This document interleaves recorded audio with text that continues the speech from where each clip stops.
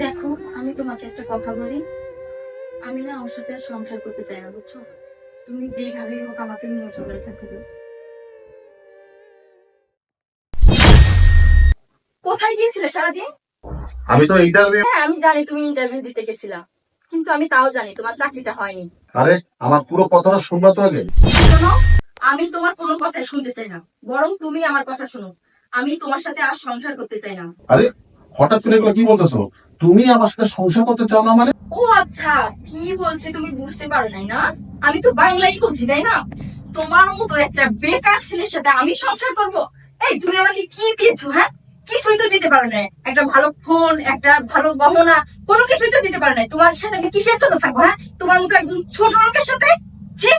এই শ্রাবণ, চলো তোমরা এখান থেকে চলে যাই, ওর মুখ আমার দেখতে মন চাচ্ছে না। ঠিক। হ্যাঁ চলো। না শ্রাবণ, ওর সাথে আমি